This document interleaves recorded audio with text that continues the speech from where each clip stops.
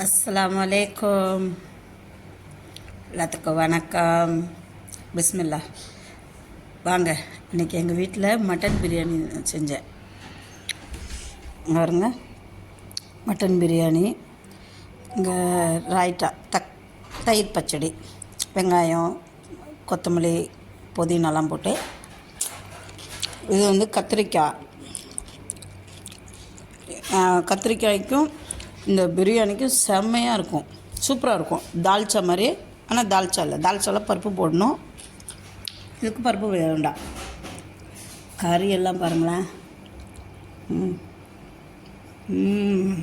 செம்ம டேஸ்ட்டு. வாங்க பிஸ்மில்லா சாப்பிட்லாம்.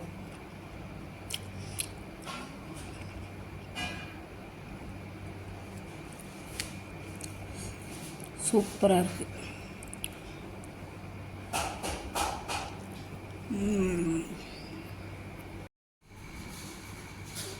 செம்மையாக இருக்கும். நீங்களும் இது மாதிரி வீட்டில் செஞ்சு சாப்பிட்டு பாருங்களேன். பிரியாணி ரொம்ப ரொம்ப டேஸ்ட்டாக இருக்கும். வாங்க சாப்பிட்லாம். கத்திரிக்காய் தொக்கு பிரியாணி, மட்டன் பிரியாணி. சும்மா காரம் சாரம் எல்லாம் கரெக்டாக இருக்குது. முருங்கை கறி எப்படி வெந்து வச்ச பூ மாதிரி சூப்பராக இருக்கும்.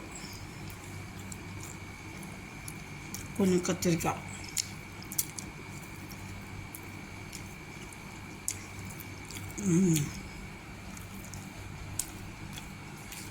வாங்க சுட சுட பிரியாணி சாப்பிடுவோம்.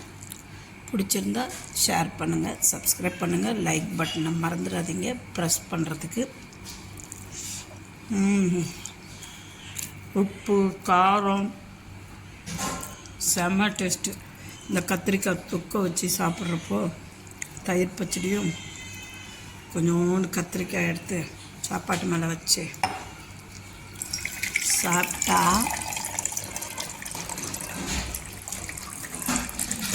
சூப்பராக இருக்கும்.